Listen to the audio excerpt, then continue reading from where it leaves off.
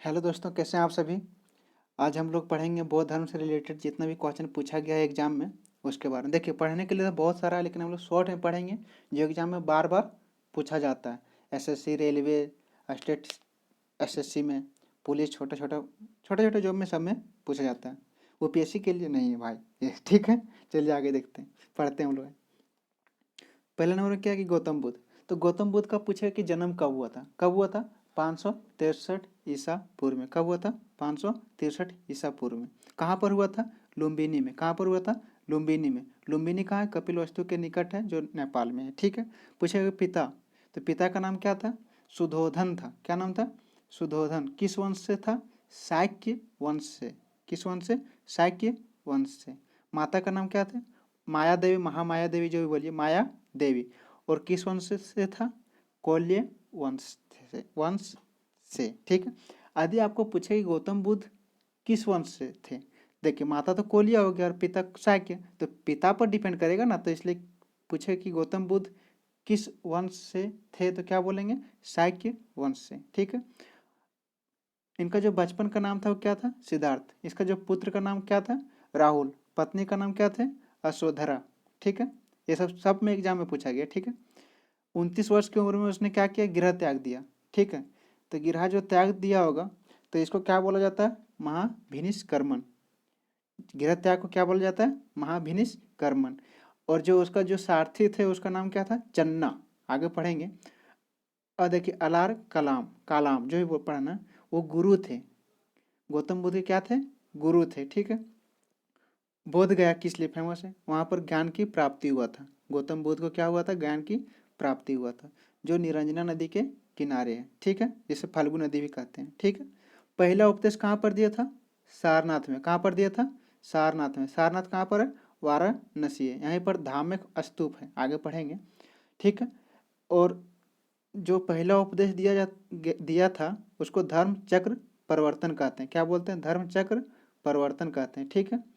आगे देखिए, मृत्यु क्या है? मृत्यु, मृत्यु कब हुआ था? 483 ईसा पूर्व में। ये भी एग्जाम में पूछा गया है। कहाँ पर हुआ था? कुशीनगर में। कहाँ पर हुआ था? कुशीनगर में। और जो मृत्यु हुआ था उसको बोला जाता है महापरिनिर्वाण। क्या बोला जाता है? महापरिनिर्वाण। क्या बोला जाता है? महापरिनिर्वाण। और जो कुशीनगर वो मल्ल राज्य में है। कौन सा राज्य में? मल्ल राज्य में। अभी नहीं है, पहले था मल्ल राज्य, उसी में था कुशीनगर, ठीक है। अब देखिए, जन्म कब हुआ था? 563 में, 563 ईसा पूर्व में। लेकिन मृत्यु कब हुआ? 483 ईसा पूर्व में। तो यहाँ से जोड़ेंगे तो कितना वर्ष हुआ? 80 वर्ष। मतलब 80 वर्ष की उम्र में से क्या हो गया? देहांत हो गया, जिसे क्या बोला जाता है? महापरिनिर्वाण। बौद्ध उथी में क्या बोलते हैं, ग्रंथ में। आगे देखते हैं। अंतिम उपदेश किसको दिया था? किसको दिया था? सुबध को। किसको दिया था? सुबध को, ठीक है। बौद्ध धर्म के त्रिरत्न है। त्रिरत्न जैन धर्म में भी है और बौद्ध धर्म में है, ठीक है। तो बौद्ध धर्म के जो त्रिरत्न है वो कौन कौन है? बुद्ध, धम्म और संघ, ठीक है। बौद्ध जो साहित्य है उसको क्या कहा जाता है? त्रिपिटक कहा जाता है। क्या कहा जाता है? त्रिपिटक। एग्जाम में इस तरह पूछा गया है कि त्रिपिटक किससे संबंधित है, तो किससे संबंधित है? बौद्ध धर्म से संबंधित है, ठीक है। और किस देखिए, जो सर्वाधिक जो भाषा वो दिया है, क्या बोलते हैं, उपदेश जो दिया वो किस भाषा में दिया है? गौतम बुद्ध ने पाली भाषा में। ये भी एग्जाम में पूछा गया है। एशिया का ज्योतिपुंज गौतम बुद्ध को कहा जाता है। एशिया का ज्योतिपुंज किसको कहा जाता है? गौतम बुद्ध को। The light of the Asia जिसको बोलते हैं। गौतम बुद्ध का तो जन्म पढ़ लिया शायद, हाँ। गौतम बुद्ध का जन्म लुम्बिनी में हुआ था, तो इसका प्रतीक तो पता चलना चाहिए कि कहाँ से इसका प्रमाण मिला है। सो तो कहाँ से प्रमाण मिला है? रोमिन देई स्तंभ अभिलेख से। रोमिन देई स्तंभ अभिलेख से। एग्जाम में पूछा कि कहाँ से मिला है, कौन सा स्तंभ से मिला, तो क्या बोलेंगे? रोमिन देई स्तंभ अभिलेख से।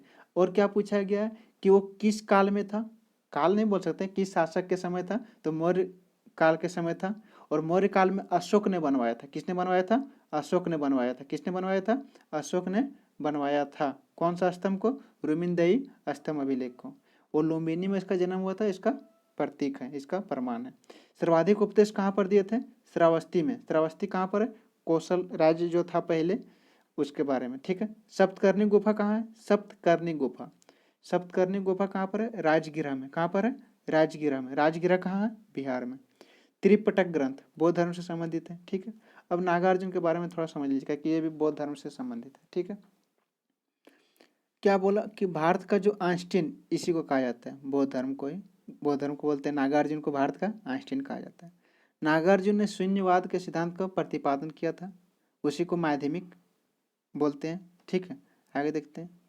सीधे एग्जाम में इस तरह पूछा गया कि शून्यवाद के सिद्धांत का प्रतिपादन किसने किया, तो किसको बोलेंगे? नागार्जुन को। ठीक है, बोलेंगे भारत का आइंस्टीन किसे कहा जाता है, किसको बोलेंगे? नागार्जुन को।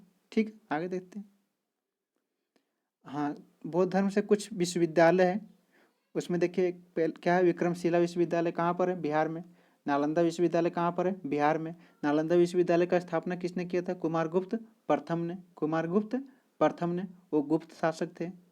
ठीक है। वल्लभी विश्वविद्यालय, ये एग्जाम में पूछा है कि वल्लभी विश्वविद्यालय, सिंपल कि वल्लभी विश्वविद्यालय कहाँ पर है, तो कहाँ पर है वल्लभी विश्वविद्यालय? गुजरात में। कहाँ पर है? गुजरात में। ठीक। और भारत का सबसे बड़ा और दुनिया का सबसे बड़ा, सॉरी यहाँ पर ये चीज़ लिखा गया, भारत का सबसे बड़ा और दुनिया का दूसरा सबसे बड़ा, यहाँ पर क्या होगा? दूसरा सबसे बड़ा। ठीक है, भारत का सबसे बड़ा और दुनिया का दूसरा सबसे बड़ा मठ कहाँ पर है, तो कहाँ पर है? तवांग मठ। तवांग मठ कहाँ पर है? अरुणाचल प्रदेश में। ठीक है। अब जो गौतम बुद्ध है, तो बुद्ध का एक वर्ड है बुद्ध, उसका अर्थ क्या होता है? गौतम बुद्ध में बुद्ध का जो अर्थ हो क्या होता है? ज्ञान संपन्न व्यक्ति, मतलब पूरा तेज तरह नहीं बोल सकते, ज्ञान उसको पूरा ज्ञान की प्राप्ति हो चुका है। फिर एक इस तरह बौद्ध धर्म से संबंधित है जातक ग्रंथ। जातक ग्रंथ वो किससे संबंधित है? बौद्ध धर्म से। ठीक है, आगे देखिए क्या दिया है कि बौद्ध धर्म का प्रचार प्रसार करने के लिए किस भाषा का सर्वाधिक प्रयोग किया जाता था? किस भाषा का? पाली भाषा का, जो पहले भी हम लोग पढ़ चुके हैं। ठीक है, आगे देखते हैं। अच्छा, जब गौतम बुद्ध जब इंडिया में थे, उसके समकालीन जो चीन में कन्फ्यूशियस थे। ठीक है, ये भी एग्जाम में पूछा गया कि जिस समय गौतम बुद्ध थे उस समय चीन में कौन, मतलब कि फेमस थे, चीन में तो बहुत आदमी होंगे लेकिन फेमस जो थे वो नेता के रूप में कौन थे? कन्फ्यूशियस। ठीक है, गौतम बुद्ध ने एक संघ की स्थापना किया था, उस संघ का नाम है भिक्षुनी संघ। ठीक है, भिक्षुनी संघ। वो कहाँ पर स्थापना किया था? वैशाली में। इसमें जो पहला महिला जो भाग लिया था इसमें, जो इसको स्थान मिला था, वो क्या उनका नाम था? प्रजापति गौतमी। क्या नाम था? प्रजापति गौतमी। ठीक है, आगे क्या है? सांची स्तूप। ठीक है, सांची स्तूप। सांची स्तूप कहाँ पर है? मध्य प्रदेश में। सांची स्तूप जो है ना, वो बौद्ध धर्म से संबंधित है। तो कहाँ पर सांची स्तूप? मध्य प्रदेश में। एक संप्रदाय, आजीवक संप्रदाय, जो गौतम बुद्ध मतलब बौद्ध धर्म से पहले इसका निर्माण किया गया था, आजीवक संप्रदाय। उसका जो संस्थापक थे वो कौन थे? मखली गौसाल। ठीक है, मखली गौसाल। ठीक है, निर्वाण प्राप्ति करे, निर्वाण मतलब होता है मृत्यु, तो निर्वाण प्राप्ति के लिए गौतम बुद्ध ने अष्टांगिक मार्ग का रास्ता बताया। कौन सा मार्ग का रास्ता बताया? अष्टांगिक मार्ग का रास्ता बताया। सिंपल पूछा जाता है इस तरह कि अष्टांगिक मार्ग किस धर्म से संबंधित है? ठीक है, तो क्या बोलेंगे? बौद्ध धर्म से। अष्टांगिक मार्ग का उपदेश, जो अष्टांगिक मार्ग के बारे में किसने बताया था? तो किसने बताया था? गौतम बुद्ध। यही एग्जाम में पूछा गया है। और क्या है कि विश्व का सबसे बड़ा बौद्ध मंदिर कहाँ पर है? तो कहाँ पर है? इंडोनेशिया में है। उस मंदिर का नाम क्या है? बोरोबुदुर मंदिर है। बोरोबुदुर मंदिर कहाँ पर है? जावा। जावा वही इंडोनेशिया का, जावा सुमात्रा वही चीज़ है। ठीक है, जकार्ता यही जावा में है। ठीक है, आगे देखते हैं। उसका सारथी का नाम क्या है? चन्ना, वो जो अभी पढ़ चुके हैं हम लोग। धम्मेक स्तूप। धम्मेक स्तूप कहाँ पर है? सारनाथ में। कहाँ पर है? सारनाथ में। सारनाथ है, अच्छा कहाँ पर है? यूपी में। कहाँ पर? यूपी में है। यूपी मतलब उत्तर प्रदेश में है।